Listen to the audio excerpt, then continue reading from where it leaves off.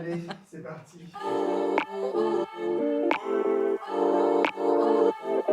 C'est un personnage que je connais bien.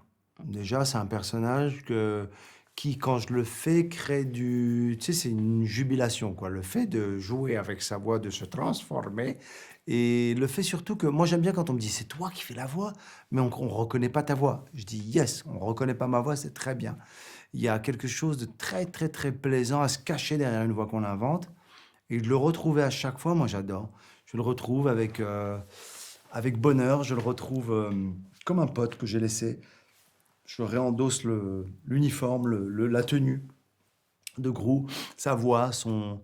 Il n'y a pas que la voix en fait, parce que quand on est en doublage, on fournit, on donne notre voix, mais on joue, on est là avec la gestuelle, avec tout. Je suis très heureux de le retrouver.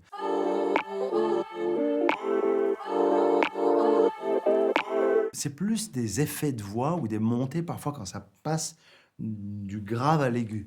C'est parce que c'est particulier, il n'y a pas beaucoup de gens qui parlent comme ça. On a inventé ça, mais il peut parler comme ça, mais pour savoir. Et tu dis, comme une grand-mère quelque part, professeur Nefario, apportez-moi des robots cookies. Non, mais je vais te dire une chose. Et il y a quelque chose comme ça qui est tout le temps dans une oscillation comme ça, grave aiguë. Et dès que j'entends même dans la vie des gens qui passent d'aigus graves, surtout des personnes âgées avec leur voix, je pense à Grou, euh, il y a quelque chose quand il veut être méchant, quand il veut faire le méchant, qui est bouleversante, qui est touchante, qui est émouvante, parce que c'est comme un enfant, quoi. Il veut faire le méchant, il veut qu'on le prenne au sérieux en tant que méchant.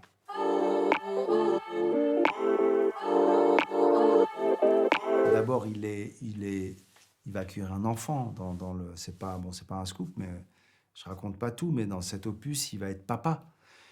Donc c'est bouleversant parce qu'on voit qu'il n'arrive pas à avoir l'attention qu'il voudrait de ce petit bébé. Et ça, c'est touchant. Il devient très vulnérable, il devient très, très émotif. Et nous, ça nous touche.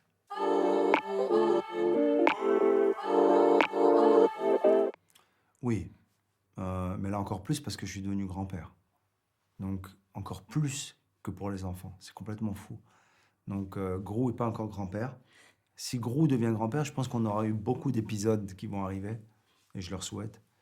Je crois que à un moment donné, le regard qu'on a sur un enfant de manière totalement entière, inconditionnelle, euh, il apporte la comédie. Parce qu'il y a une différence entre les attentes et ce qu'on reçoit, et c'est ce qu'on voit dans le film. Donc, moi, je suis toujours, toujours très attentif à qu'est-ce qui provoque des scènes comiques. Et je crois que c'est des antagonismes tout le temps. C'est le père qui attend de l'attention de son gamin, et le gamin il fait pas du tout attention à lui, surtout Gros pense être le roi des méchants dans le monde, ça donne quelque chose assez intéressant. Dans une immense joie et surtout dans quelque chose de plus que j'appréhendais pas comme ça à ce niveau-là d'amour quoi. C'est c'est c'est c'est c'est une grâce quoi, c'est une bénédiction. C'est Je comprends pas quoi. Je pense à elle beaucoup.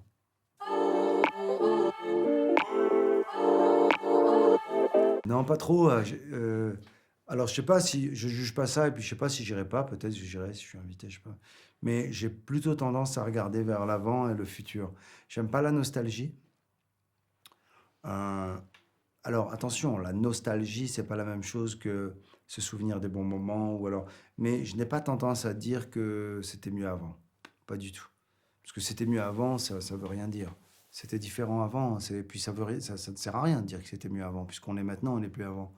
Et on sera que avant, et on sera que devant, on sera que dans le futur. Donc, non, j'ai plutôt tendance à regarder devant. D'ailleurs, j'ai hâte qu'on fasse le prochain. Euh, Gros à Marrakech. Les Euh, mignons à Marrakech. Thibaut, Thibaulata, couscous.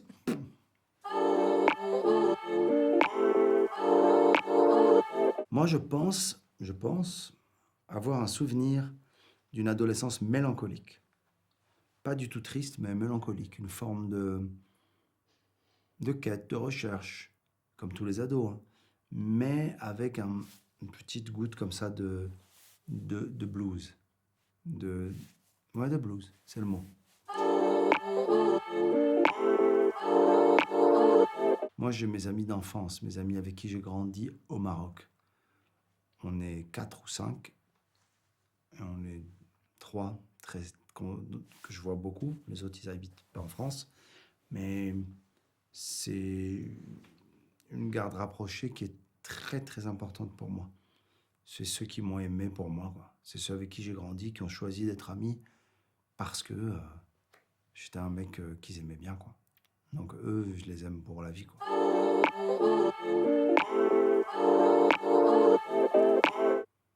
De la musique, jouer de la musique, jouer du piano à la campagne.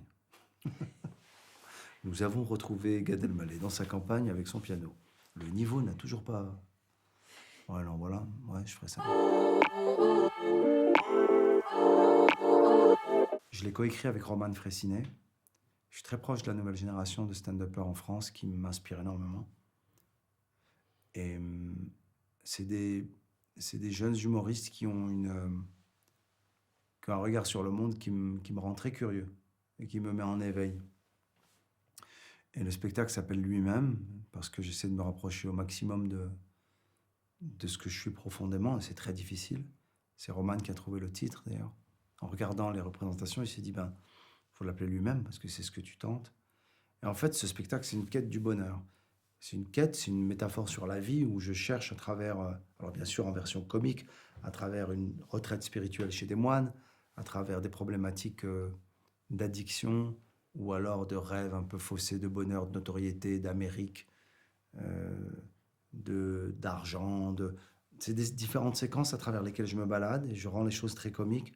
Et on se rend compte à la fin du show que finalement, tout ce que je voulais depuis toutes ces années, c'est être sur scène, jouer la comédie, et que le chemin pour aller chercher ce bonheur était bien plus intéressant que ce que j'y trouvais à chaque fois.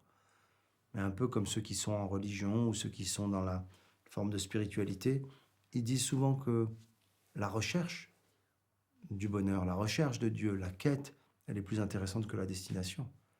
Mais comme tous les rêves d'ailleurs, les rêves sont beaucoup plus excitants, beaucoup plus nourrissants, beaucoup plus joyeux à vivre que leur réalisation.